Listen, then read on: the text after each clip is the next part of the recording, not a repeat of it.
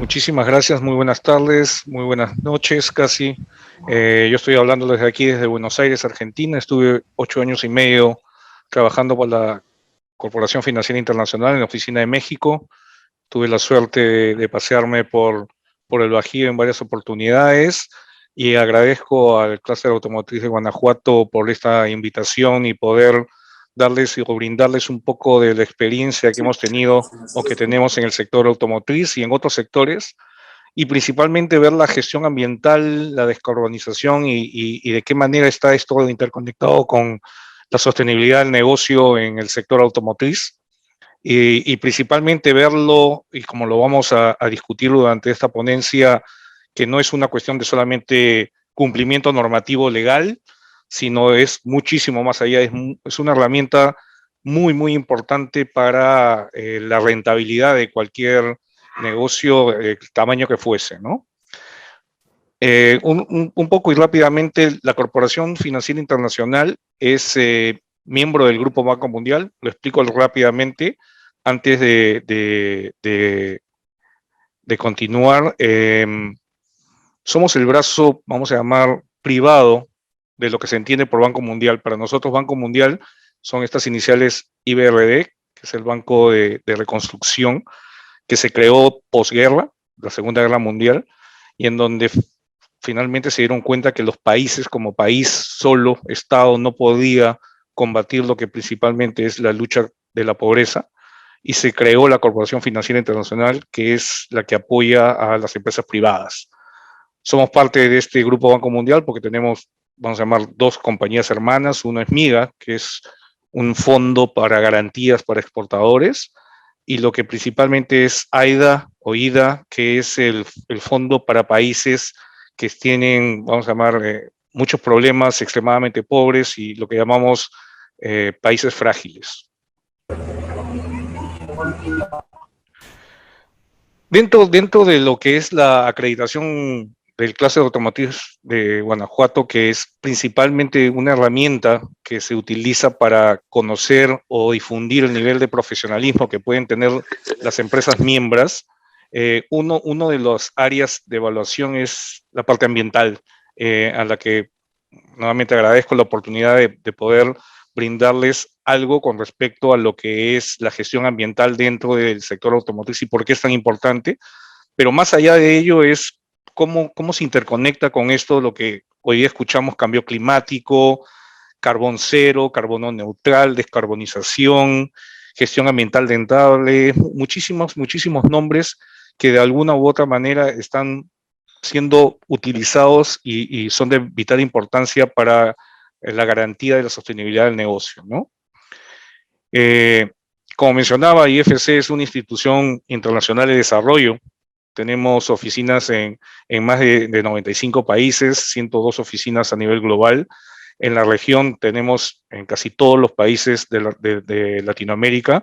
Como mencioné hace un rato, tenemos una oficina de casi 60 personas en Ciudad de México.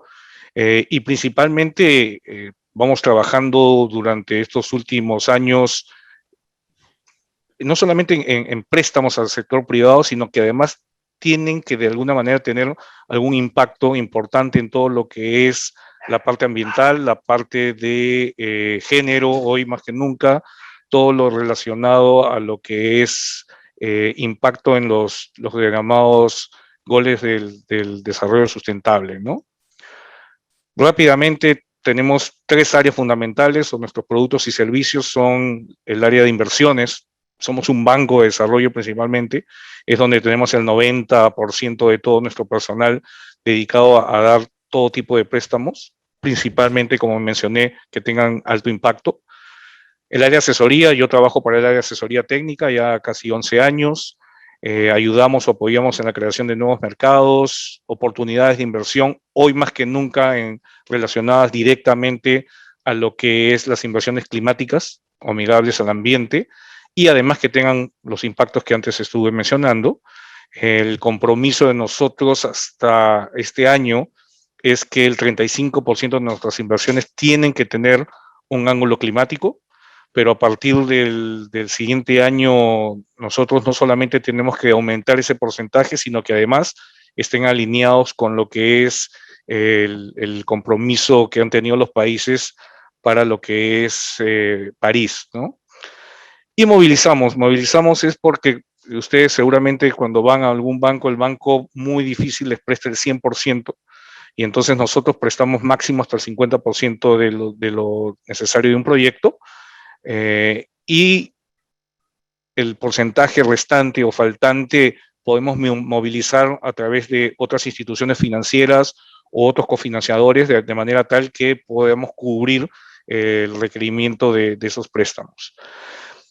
Quiero mencionar una cuestión. Nosotros, y debido a todo lo que mencioné anteriormente, tenemos una gran cantidad de gente que se dedica a evaluar no solamente la parte financiera, sino todo lo concerniente a los impactos positivos o negativos ambientales, sociales, de manera tal que los proyectos que vemos son un poco grandes, de alto impacto, por llamarlo de alguna manera, pero también financiamos a diferentes instituciones financieras, bancos de primer piso, segundo piso, o empresas de leasing, para lo que es empresas medianas, empresas pequeñas y SMEs. Entonces se establecen líneas de crédito verde o líneas de crédito sectoriales, de manera tal que permitan a empresas con solicitud de dinero de menor cuantía poder requerirlos de esa forma. Acá quiero, para entender más o menos con quién el grupo que estamos trabajando o estamos haciendo esta presentación, la primera encuesta, que es principalmente si su empresa tiene o ha implementado algún sistema de gestión ambiental, por ejemplo, la ISO 14001, y o de energía, la ISO 50001. Así que, por favor, si pueden, por favor, pasar la primera encuesta, muchas gracias.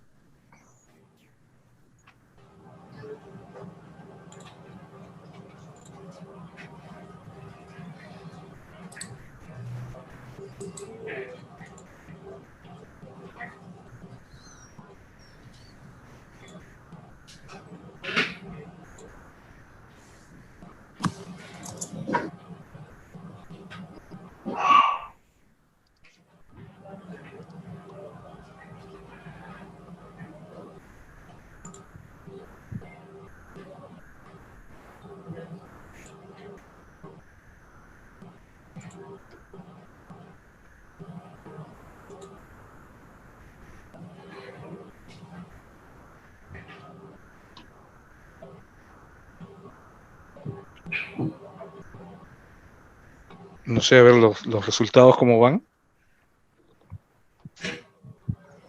No sé por qué no se están reflejando al momento, Luis. Dame un segundito y ahorita reviso. Ok. Bueno, voy continuando, no hay problema. Oh, ahí está. Casi estamos un 50-50, por decirlo de alguna manera, en empresas que sí han implementado o tienen implementando un sistema de gestión ambiental o de energía. Excelente, gracias. Y entonces, una cuestión importante es por qué estamos viendo esto de la gestión ambiental, ¿no? Comentábamos hace un rato antes de iniciar la charla, en donde, por ejemplo, en los años 70, si una organización estaba viendo lo relacionado a producción, cumplir los requisitos de pedidos, si es que no tenía un componente de calidad, por ejemplo, quedaba fuera del mercado. En los 80 comienza a moverse ya todo lo que es la implementación de sistemas de gestión ambiental. 1980, estamos hablando hace 30 años, en donde principalmente la idea era tratar de alcanzar normativa o cumplir los requerimientos ambientales legales, tanto en efluentes como generación de residuos sólidos o emisiones. Entonces, principalmente toda organización, toda empresa genera de algún momento, de alguna forma, impactos ambientales, ¿no? Pueden ser impactos ambientales positivos o negativos, generalmente nos enfocamos hacia los negativos, y la idea fundamental es tratar de cómo establecemos un sistema de gestión que nos permita principalmente tratar de hacer la mayor cantidad posible con menos recursos, tratar de impactar menos al ambiente, al entorno, minimizar los consumos o hacer uso eficiente de los recursos, tratar de incrementar de alguna manera estos servicios, y hoy día más que nunca comenzamos a escuchar todo lo que es economía circular, es decir, reducir, reutilizar, reciclar, hacer reingeniería. Los que tenemos algunos años escuchábamos esto en los 80s, 90s, y de manera tal que nos permita, de alguna manera, efectuando algún tipo de programa o metodología de optimización del uso de recursos, tratar de minimizar todo lo que es residuos, efluentes, emisiones, de manera tal que no nos permita no solamente cumplir con la normativa, sino bajar costos operativos, ¿no? Muchas veces, por ejemplo, cuando veo una chimenea en donde veo hollín, o sea, más que la cuestión del impacto ambiental que podría estar generando el hollín per se, sino eso es una mala combustión. Una mala combustión es que necesitas mayor cantidad de combustible para los requerimientos energéticos térmicos que necesitas, ya sea calentar agua, generar vapor o precalentar cualquier cosa que estoy tratando de utilizar con ese combustible, y principalmente en sistemas de combustión. Una combustión incompleta es lo que se llama, o se dice energéticamente hablando, una combustión fría, y por lo tanto necesito mayor cantidad de combustible. Como repito, no solamente es la cuestión ambiental, sino que estoy perdiendo dinero porque estoy consumiendo mayor cantidad de combustible para cubrir esos requerimientos, ¿no? El IFC, al igual que muchísimas otras organizaciones, tienen guías ambientales sectoriales que permiten de alguna manera ayudar o apoyar en los diferentes sectores, en los diferentes países, de qué manera nosotros podemos, como organización, establecer ciertas normas o estándares mínimos para poder hacer el cumplimiento normativo que exige el país y exige el Banco Mundial, ¿no? Nosotros, como mencionaba, somos parte del Banco Mundial, y entonces cuando en algunos países no hay normativa ambiental, se utilizan generalmente las del Banco Mundial como requerimiento mínimo legal para el cumplimiento, ya sea de lo que es, por ejemplo, generación de ruido, consumo de agua, contaminamiento de las tierras, conservación de la energía, etcétera, etcétera. Entonces, de esa manera, nosotros garantizamos que el proyecto, en este caso la empresa o la organización, cumpla al menos con la normativa, pero lo que vamos a presentar en los próximos minutos es que por qué hay que ir más allá de lo que se establece como una gestión ambiental y buscar una gestión ambiental rentable, ¿no? Entonces, principalmente la gestión ambiental nos permite a nosotros reconocer o determinar de qué manera, mediante la implementación de medidas preventivas y correctivas, minimizar ese consumo de recursos, ¿no? Si yo genero residuos, pueden ser por dos motivos. Número uno, porque los productos que he generado de alguna manera han determinado un mal uso de ese recurso y se generan residuos, porque estoy generando productos fuera de estándar que no podría reciclar o reusar, de manera que estoy generando residuos. Esos residuos han consumido no solamente los recursos, han consumido energía, han consumido agua y han generado un uso o un mal uso de la parte financiera de tu organización, y por lo tanto pues está generando un doble o un triple problema dentro de la misma, y muchas veces genera cuellos de botella. Entonces, si optimizamos los procesos, de una manera u otra, nosotros podemos minimizar esa generación adicional de residuos. Cuando digo residuos, estoy hablando principalmente, nos enfocamos en la parte de residuos sólidos, pero si hablamos también de todo lo que es, por ejemplo, la contaminación a través de nuestras aguas o nuestros efluentes, vamos a requerir una planta de tratamiento de aguas residuales, ¿no? Entonces, esa planta de tratamiento de aguas residuales, dependiendo del tamaño o de la cantidad de efluentes que se genere y de la cantidad o grado de contaminación que ya tenga, va a ser una mayor inversión y va a ser un mayor uso de recursos, de productos químicos, de energía para poder tratarla y cumplir la normativa ambiental. Por lo tanto, la empresa perfecta sería aquella que no genera ni residuos ni efluentes de emisiones, que es muy, muy complicado, pero hoy cada vez más y más, por los requerimientos, no solamente de la normativa, sino vamos a ver más adelante, del mercado y o de nuestros clientes, ¿no? Si llamamos dentro del sector automotriz los OEMs, las ensambladoras, o un Tier 1 hacia un Tier 2, o un Tier 2 hacia un Tier 3, nos exigen cada vez que nuestros productos ya no solamente tengan un sistema de calidad idóneo, como decía, en los 70s estábamos muy preocupados en la parte de calidad, los 80s la parte ambiental, y hoy vamos a ver que hay requerimientos adicionales que garantizan de alguna manera nosotros continuar en el mercado, ¿no? Entonces, principalmente habría que hacer un reconocimiento de qué está sucediendo, qué está pasando dentro de nuestro proceso operativo.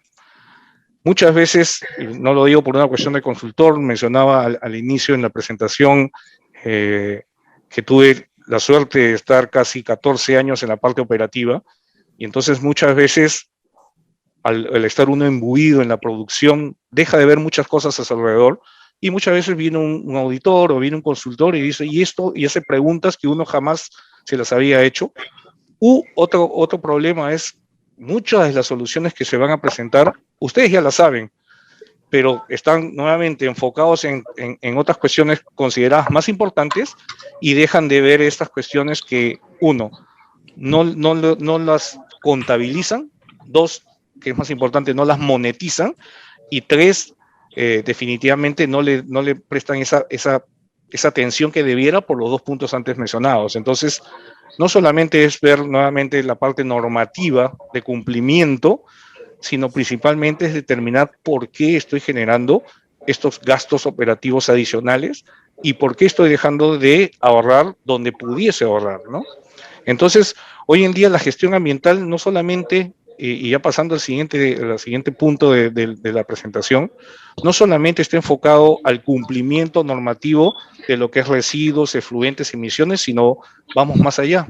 Mencionaba al inicio que, por ejemplo, hoy estamos escuchando y hablando mucho del cambio climático y las exigencias de productos que por ahí comenzamos a escuchar carbono neutral o carbono cero. Entonces, principalmente, ¿cómo podemos determinar los requerimientos o las necesidades que tenemos nosotros dentro de un programa, de una gestión ambiental? ¿Cómo podemos alcanzar o llevar nuestra organización hacia esos puntos, ¿no? Entonces, la siguiente encuesta para mí es importante, teniendo en cuenta que la primera estábamos casi un 50-50 de los que tienen implementados un sistema de gestión y aquellos que no, o un sistema de gestión de energía.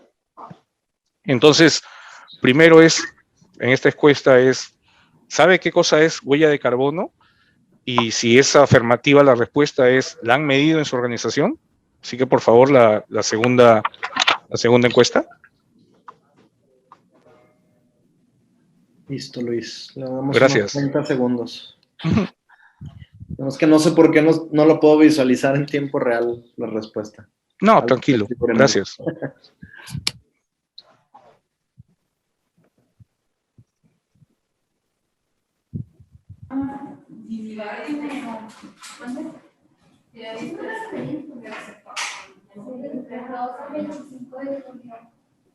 Es un poco continuando mientras aparece en tiempo real la encuesta. Hoy las organizaciones, y digo hoy porque principalmente viene a fin de año lo que es la conferencia o la reunión de todos los países para determinar cuál va a ser el rumbo de todo lo que es cambio climático, ¿no? Se llama la conferencia de las partes, COP. Tuve la suerte algunos años de participar en el 2004 por la delegación peruana, eso ya estamos hablando hace 17 años, y por ejemplo acá estamos viendo huella de carbono del 62 por un 60-40, y quienes lo han medido estamos hablando solamente el 16%, ¿no?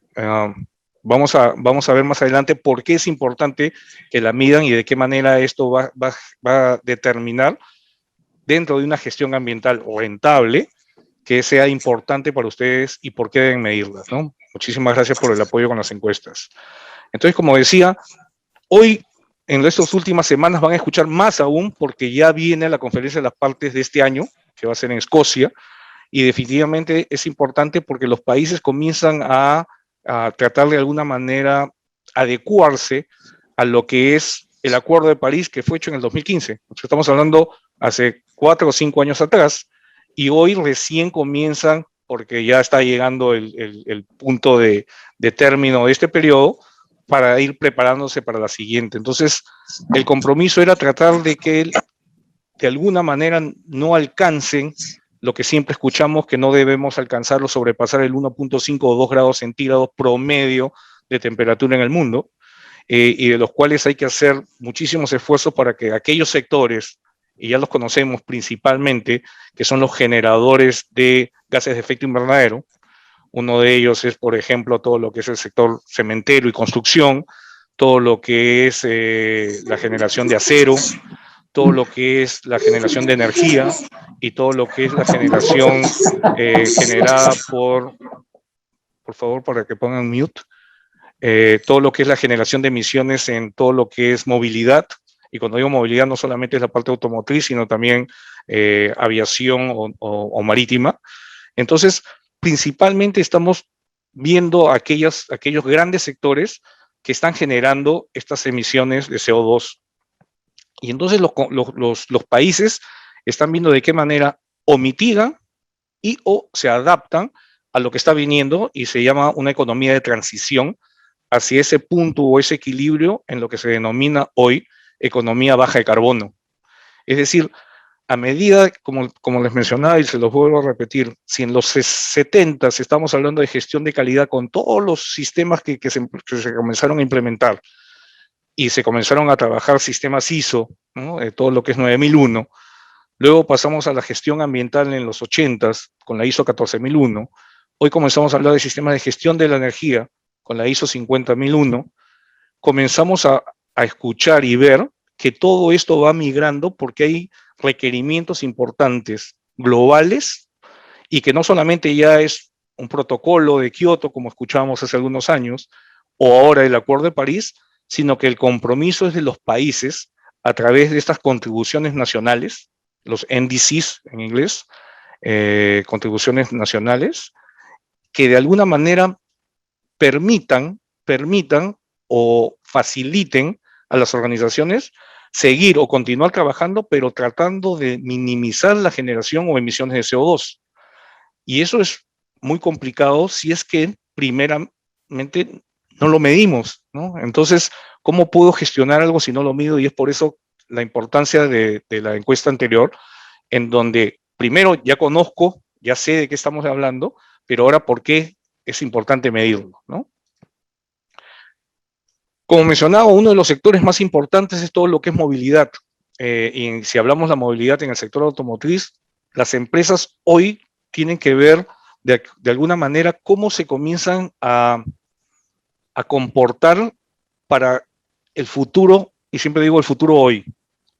Hoy estos compromisos ya se están dando, ¿no? Estamos viendo, por ejemplo, Mazda, General Motors, Toyota, Nissan, Volkswagen, Renault, comienzan a decir, no, ¿sabes qué? La única manera de hacer esto y alinearme a este compromiso efectuado en París algunos años atrás es que yo como organización, como armadora, tengo que de alguna manera garantizar que para el año 2030 o para el año 2050 mis emisiones puedan ser disminuidas en cierto porcentaje que esté alineado al compromiso del Acuerdo de París.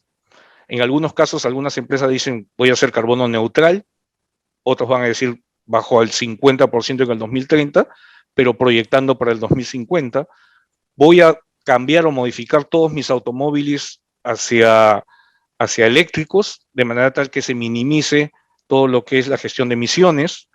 Y entonces comenzamos a ver que no es una cuestión, se compromete la armadora, pero principalmente no solamente que el auto sea carbono neutral, sino los componentes de ese vehículo también lo sean. Porque cambio el motor a electricidad, vamos a suponer que sea 100% electricidad proveniente de una fuente renovable, vamos a decir el auto es cero emisiones, pero el auto per se ya tiene una carga que se dice una carga embedida de emisiones de CO2, porque los componentes han sido generados con acero, que por ejemplo no era carbono neutral, o plástico, que no era carbono neutral, o cuero, vidrio, que no era carbono neutral.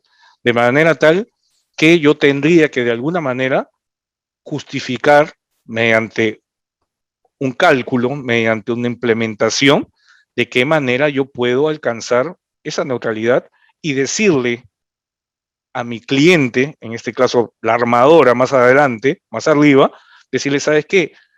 No puedo llegar a cero, pero estoy trabajando hacia ese cero y me estoy alineando a los compromisos que tú has hecho al futuro, ¿no? Estamos hablando que en el año 2030 o en el año 2050 ya tengo que bajar estas emisiones de CO2, ¿no?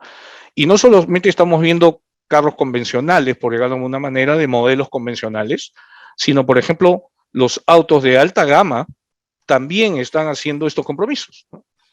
Lamborghini, Ferrari ya están trabajando en carbonos neutrales, en autos con carbono neutral. O, por ejemplo, Jaguar comienza a trabajar, o ya comenzó a trabajar hace algunos años, en todo un sistema para que sus componentes de aluminio sean 100% reciclables. Aquí en México soy consciente porque hemos visitado y ustedes están utilizando, seguramente muchos de ustedes, aluminio que proviene de Nemac o de Fraxa, que son aluminio 100% reciclado, ¿no? Ahora, es el aluminio 100% reciclado, pero la energía para fundir ese aluminio es 100% renovable.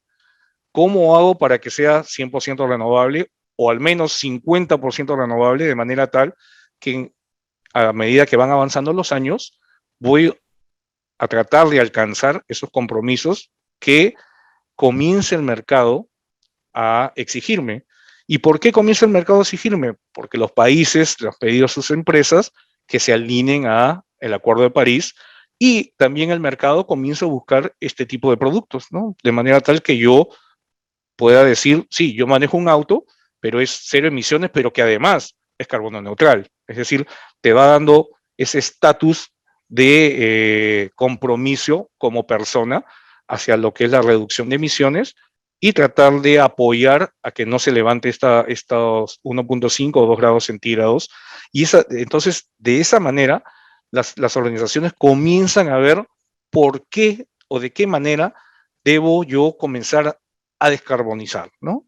Y entonces, por ejemplo, voy viendo que por dónde empiezo, de qué manera debo empezar y qué debo medir, ¿no? Entonces, yo como organización tengo emisiones de alcance 1, alcance 2 o alcance 3, son como se denominan.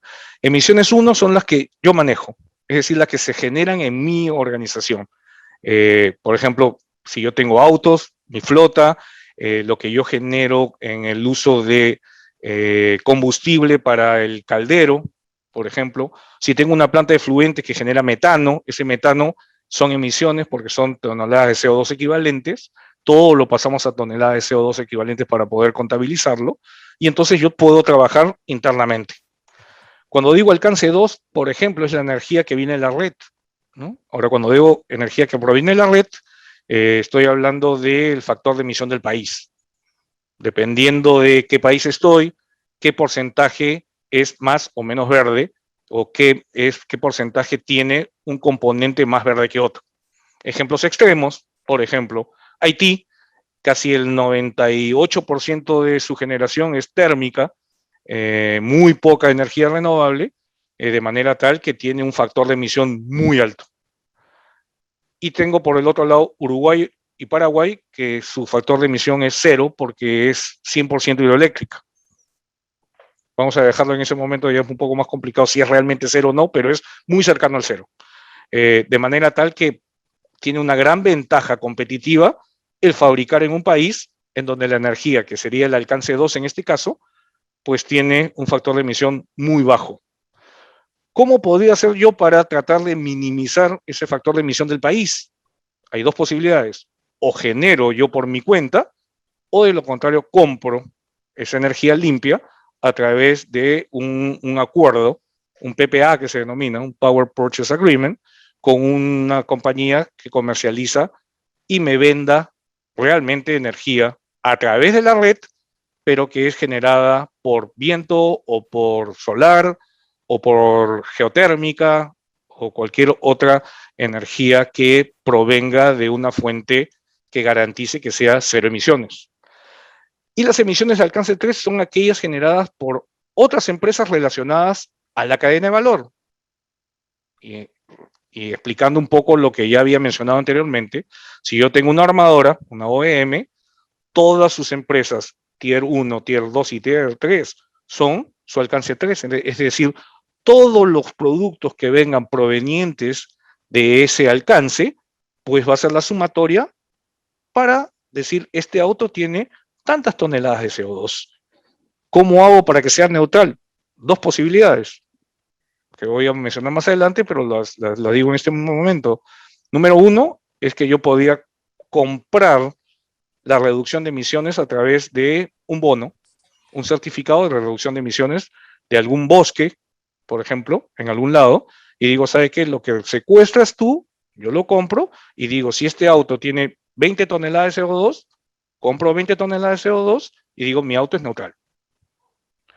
Pero si quiero decir que mi auto sea cero, net cero, yo tengo que reducir esas emisiones generadas por la fabricación de mi auto. Es decir, yo tendría que colocar, por ejemplo, un bosque o plantar un bosque y que yo mismo lo secuestre de manera tal que yo pueda compensar internamente dentro de la organización ese factor de emisión y poder determinar que sea no solamente neutral, sino además que es net cero, ¿no?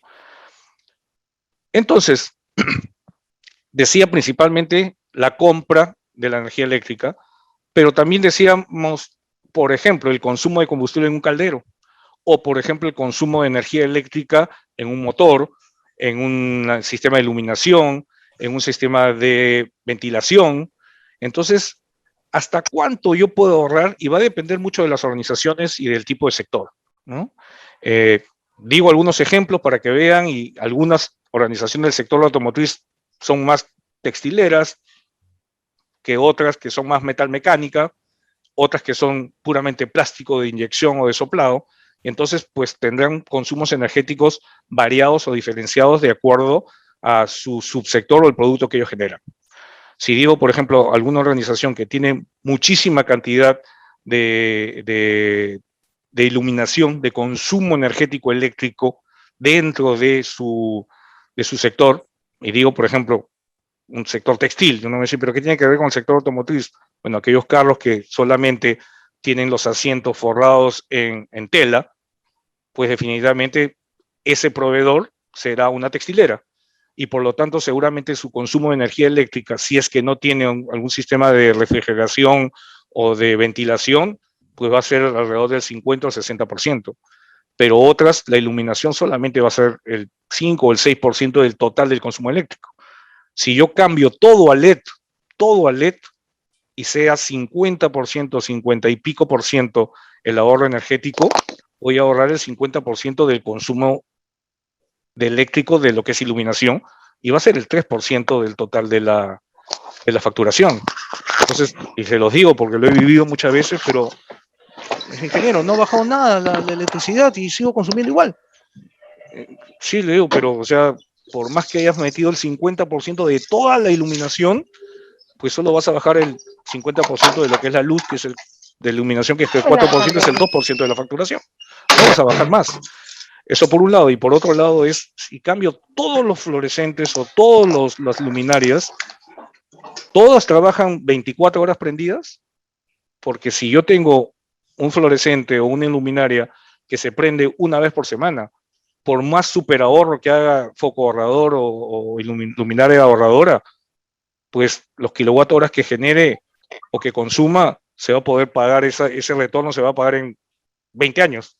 Pero si una trabaja 12, 18 o 24 horas, ese cambio a LED hoy te está generando un ahorro en menos de un año, se paga en menos de un año.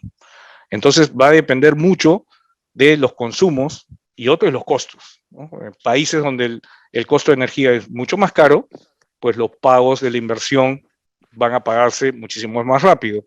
Le decía nuevamente el ejemplo de Haití o Nicaragua, Honduras o Guatemala, que estamos hablando en el costo del kilowatt hora en centavos de dólares, estamos hablando entre 10, 12, 16, 18, 25 centavos de dólar el kilowatt hora en Haití, por ejemplo, ¿no? Entonces, que es más barato generar a diésel que comprarle a la red.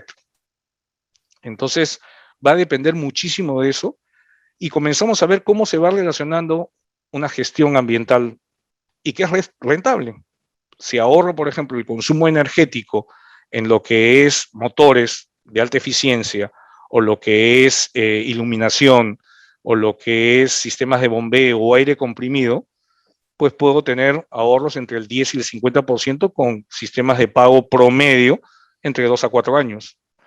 O lo que es generación de energías renovables que tienen un periodo un poco más largo, dependiendo, como mencionaba anteriormente, de los costos de la energía. Podría ser 3 años, en el caso de Haití, es un proyecto ahorita en una embotelladora con un periodo, un retorno de inversión de 3.5 años, pero en México promedio, teniendo en cuenta, nuevamente, promedio del costo de energía hoy, está alrededor de unos 5 o 6 años el periodo de retorno. Entonces, tengo que ver de qué manera puedo hacer esta gestión en energía, que es parte de la gestión ambiental rentable. Por ejemplo, una auditoría energética me va a permitir, en la foto de la izquierda, vemos a través de todo un sistema de un fotosensor, si un motor está sobrecalentado, que está perdiendo energía, por ejemplo, ¿no? O en la foto de la derecha, fugas de aire con un medidor de aire y un medidor de consumo energético para medir exactamente cuánto me genera una fuga de aire comprimido. El aire comprimido es uno de los recursos más caros, al igual que el vapor, en una organización. Si hablamos de lo que es gestión de agua, lo mismo. Muchas veces decimos, el agua no cuesta, ¿no? El agua no cuesta muy poco, pero ese es el costo del agua total. No pago pozo, pero y la bomba para sacar el agua, y la persona encargada de bombearla, y el tratamiento de potabilización, y luego el tratamiento del efluente. Ese es mi costo total del agua, que puede llegar a ser $1, $1.50, $2 el metro cúbico si contemplo todo eso que estoy mencionando. Y entonces, cuanto menos efluente genere y cuanto menos contaminación genere, la inversión de la planta de tratamiento para el cumplimiento normativo ambiental de esa gestión ambiental va a ser menor y por ende sus gastos o sus consumos operativos también van a ser menores. Entonces estoy haciendo una gestión ambiental rentable, aguas arriba. Trato de minimizar la generación de efluentes y la generación de contaminantes. Trato de generar menos residuos, trato de consumir menos energía, de manera tal que produzco más con menos. México tiene una gran ventaja, tiene una gran irradiación solar y por lo tanto muchas empresas que hoy están tratando de implementar esto en la medida de lo posible, ¿no? Tenemos además que la generación distribuida en México me permite hasta 500 o medio mega disponer de un sistema que podría yo de alguna manera hacerlo directamente.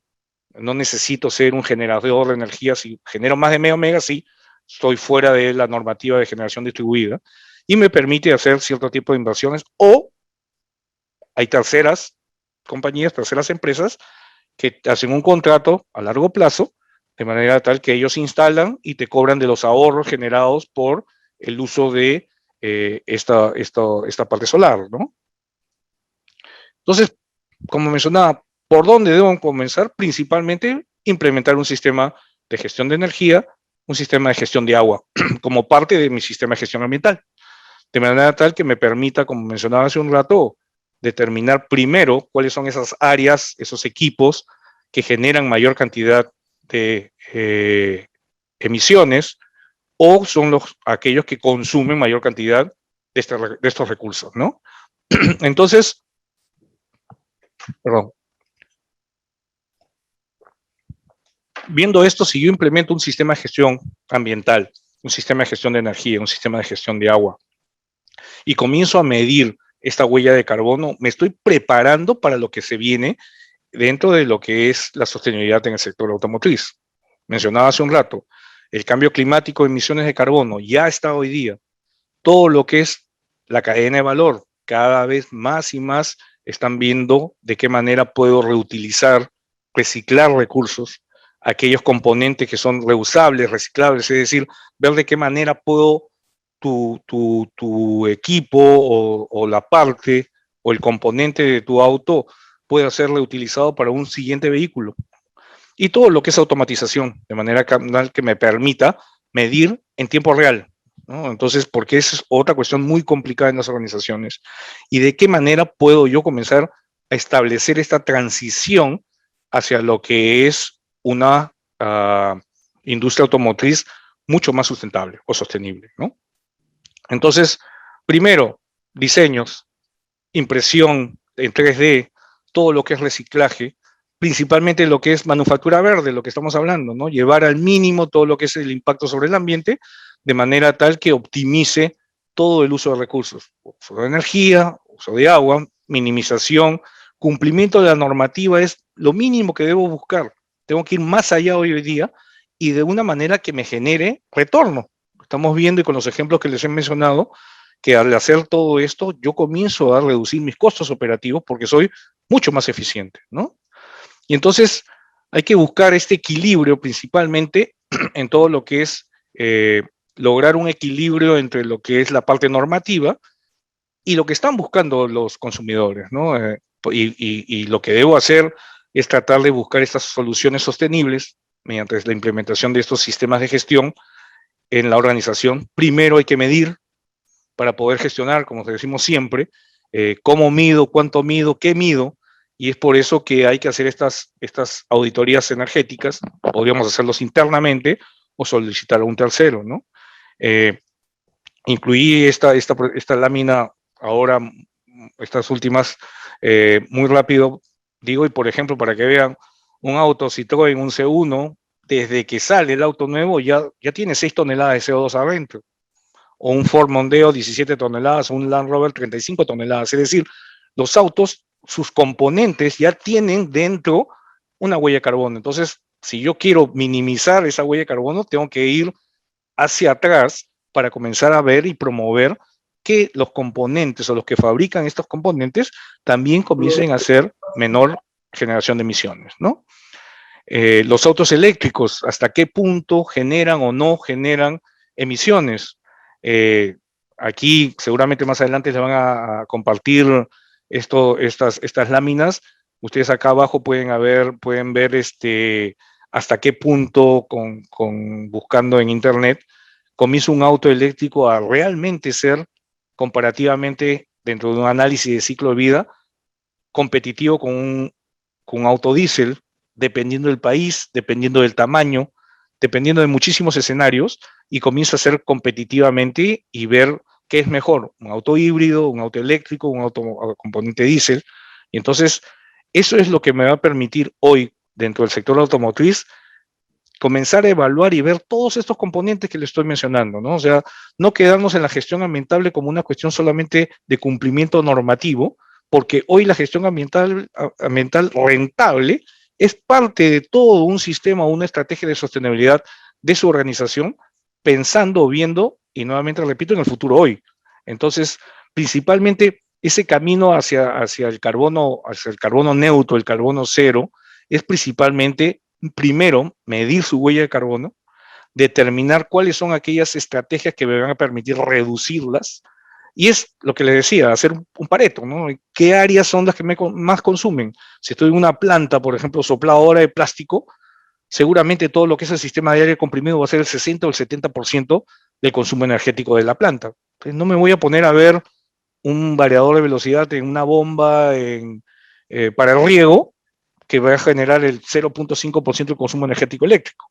Primero me enfoco en ese pareto, o si estoy trabajando en donde hay mucho consumo de vapor, por ejemplo, pues trabajaré en el caldero, todo lo que me corresponde minimizar o optimizar el uso de combustible, o moverme hacia combustibles menos contaminantes, ¿no? Paso de carbón, paso a combustible fósil líquido, paso a combustible fósil gas, paso a biomasa, paso a biogás si es posible, de manera tal que me permita reducir esas emisiones. Y principalmente, ¿no? Las empresas tienen que decidir, ellas por sí solas, cuáles son los puntos o dónde quiere establecer su estrategia. Quedarse como el último en emprender este camino hacia la descarbonización, como se dice hoy en día, tratando de implementar solamente un sistema de gestión ambiental para el cumplimiento normativo, o paso a un segundo nivel, voy lento pero seguro, entonces voy a ver cómo se mueve todo el mundo y yo recién comienzo a moverme, ¿no? O soy aquel que de alguna manera voy a la par, veo todo esto que se está moviendo, no solamente las exigencias por parte de nuestros clientes, sino también del mercado, o soy un primer agente de movimiento, ¿no? Soy un líder que adopta esto porque estoy viendo que esta es la tendencia a seguir, ¿no? Entonces, principalmente hoy quería mostrarles esta relación que existe en lo que es gestión ambiental, lo que es gestión ambiental rentable, lo que es implementación de sistemas de gestión, ya no solamente gestión ambiental como un todo, sino específicas en la parte, por ejemplo, gestión de la energía o gestión del agua. Y por último, todo lo que viene o conlleva y que están relacionadas entre sí en lo que es la parte de descarbonización, carbono neutro, carbono cero, y ver de qué manera esto se está relacionando con la tendencia hoy del sector automotriz, ¿no? Como veíamos en los últimos ejemplos, ¿no? Entonces, con eso espero no haberlos aburrido y muchísimas gracias. Estoy a su disposición para cualquier pregunta o consulta. Gracias. Muchísimas gracias, Luis. Me gustaría, vamos a dar unos breves minutos, les voy a poner un pequeño video y si alguien tuviera alguna duda, que la pudieran poner en el chat para que Luis, aprovechando, bueno, su presencia y todo su conocimiento y expertise, nos pueda ayudar respondiendo a sus dudas. Por lo pronto voy a dar unos 2 o 3 minutos con un pequeño video y luego regresamos con ustedes.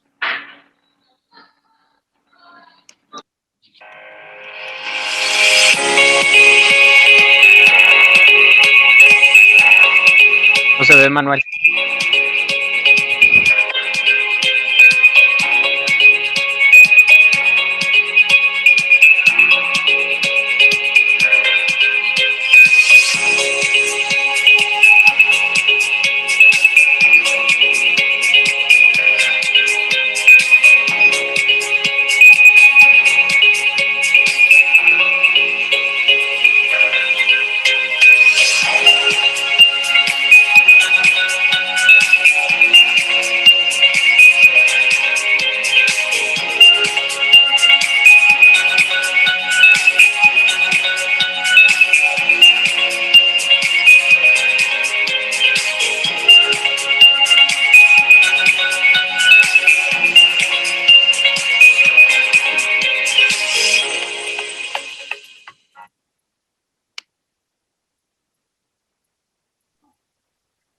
Listo, si quieren voy leyendo las preguntas que vayan apareciendo. Hasta el momento está Brandon Eduardo pregunta, ¿por qué menciona que el aire comprimido es uno de los recursos más caros? No, ok. Como mencioné, tanto el aire comprimido como el vapor, pues son muy, muy caros. Y son muy caros porque, acuérdense, ¿cómo hago el aire comprimido? ¿No? Tengo que pasar de la energía eléctrica a un compresor, hacer dos transformaciones mecánicas principalmente para poder obtener el aire comprimido. Y entonces, y la eficiencia energética en todo en esa transformación genera que sea un recurso muy, muy caro. Entonces, acá vienen las cuestiones, muchas veces se lo digo porque lo hice hace muchísimos años y seguramente, ojalá que no sea así, lo vean en sus plantas. Generalmente usamos el aire comprimido donde no se debe. En los cambios de turno, pues comenzamos a hacer la limpieza, que yo digo, la escoba neumática, o para limpiarse la ropa, utilizaba, le digo, yo lo hacía hace muchísimos años. Entonces, si nosotros necesitamos aire comprimido para alguna cuestión ya de proceso operativo, hay que evaluar si realmente necesito aire comprimido, ¿ok? O si puedo utilizar alguna otra fuente, por ejemplo, un soplador de alta presión, ¿no? En algunos casos he visto, por ejemplo, se utilizan como fuente de secado el aire comprimido, se coloca una manguera permanente y está ahí soplando para secar algo y puedo utilizar algo similar como un soplador y el soplador consume menos del 50% de lo que necesita el aire comprimido en energía eléctrica, por ejemplo, ¿no? Entonces, esa es una de las cuestiones más importantes para determinar exactamente cuál es el requerimiento real, si necesito o no aire comprimido, ¿no? Muchas gracias, Luis. Siguiente pregunta, ¿cómo puedo detectar si tengo desperdicios de aire comprimido? Ok, vamos a ir, me van a ir escuchando y soy más operativo que administrativo. Hay muchas maneras, ¿no? Número uno es cuando hay una fuga muy grande, pues es el oímetro, ¿no? me permite de cierta manera determinar dónde hay una fuga, número uno. Número dos, pero hay fugas muy pequeñas o cuando la planta hace muchísimo ruido es casi imposible determinar ese sonido. Entonces, en una de las fotos que presentaba, por ejemplo, hay unos sistemas acústicos en donde me determinan dónde hay la fuga. Y es más, este equipo no solamente te determina por dónde está la fuga, sino te toma la foto. Entonces, de esa manera, yo puedo ubicar dónde está esa fuga de aire comprimido. Una cuestión ya más técnica y determinar exactamente es el día que hagan parada de mantenimiento. Ojalá algunas plantas sí pueden hacerlas, otras es muy complicado. Cuando hacemos auditorías energéticas, tratamos de coordinar una parada de manera tal que cargo las compresoras, están a tope máximo, y lógicamente cuando no hay consumo en teoría y está todo presurizado, pues no debería enganchar los compresores.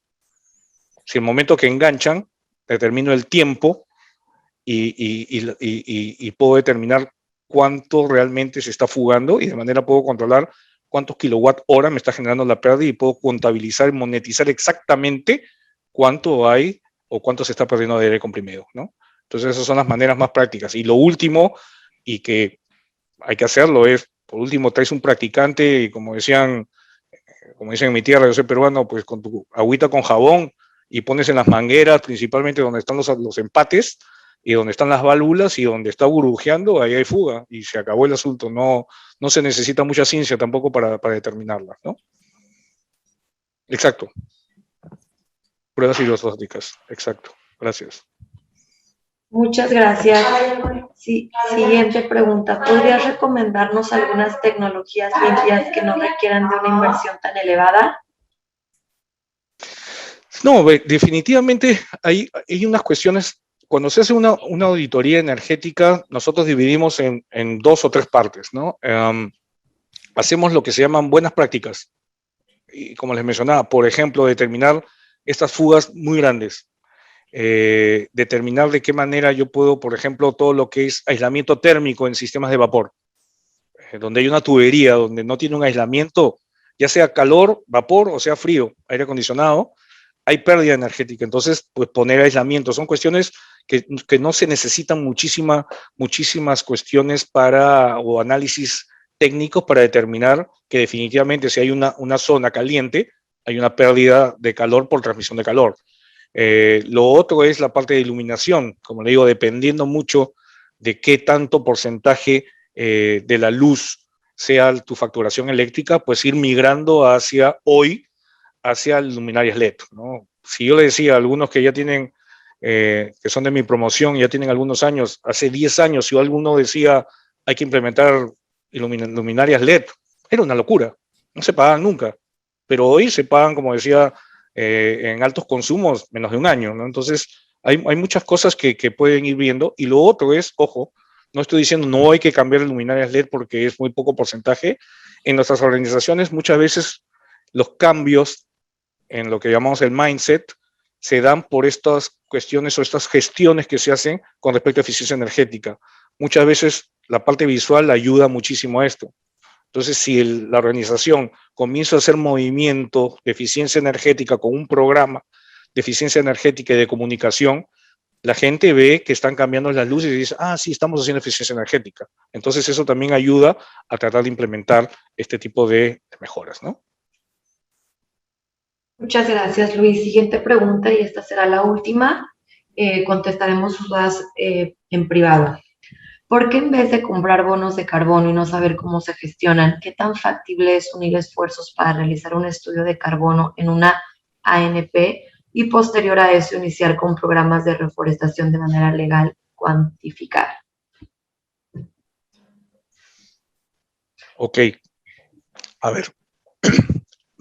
Lo primero es como siempre se menciona, voy a poner números sencillos y fáciles antes de llegar a la respuesta pedida. Si yo genero 100 toneladas de CO2, puedo decir cualquier número, podemos decir 1000 o 5000, 100 toneladas de CO2 para que se entienda rápidamente, yo puedo comprar, como bien menciona, voy al mercado y compro, se llama carbon offsets, y compro esas 100 toneladas de reducción de emisiones. Eso no es lo óptimo porque en teoría yo debería o podría minimizar hasta cierto punto esas generaciones de emisiones porque no soy tan eficiente teniendo en cuenta todos los ejemplos que he mencionado. a lo mejor es 80 y ya te ahorraste 20 toneladas que podías ir al mercado. Teniendo eso en cuenta, lo segundo es, como mencionas, hasta qué punto es conveniente implementar un sistema de reforestación o aforestación, nuevo bosque, para que minimice esa generación de emisiones para buscar la neutralidad, ¿no? Hay que ver, nuevamente, concesión de tierras. Tampoco es que en 5 o 6 años, si pongo eucalipto, es entre 8 años, el eucalipto es bueno o no para la tierra.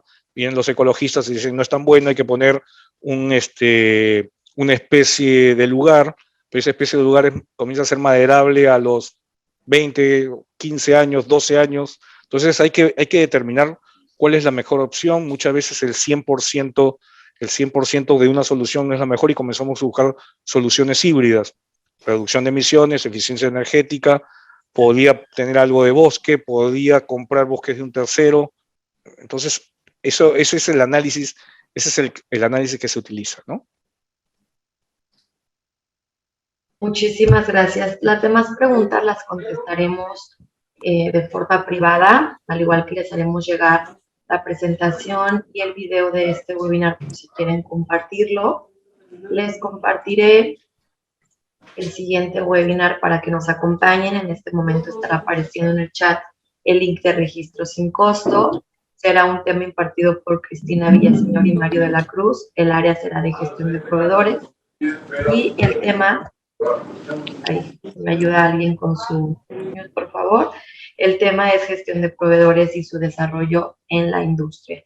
Los invitamos a que nos acompañen, así también comentarles que este año tendremos 2 eventos, que es Foro de Proveeduría Automotriz y Congreso Automotriz Clauto, los cuales pueden tener acceso sin costo en caso de que decidan acreditarse durante el 2021. Comentarles también que tenemos un curso de preparación para la acreditación. Una vez que les hagamos llegar su autoevaluación, podrán ver su calificación y si necesitan sentirse un poco más seguros, este curso de preparación durará 8 sesiones de 5 horas cada una, con un costo de 4,200 pesos más IVA y podrán tener acceso a 2 personas por empresa. Quedo a sus órdenes para cualquier duda o comentario en gflores@claugto.org. Muchísimas gracias por su participación y su tiempo.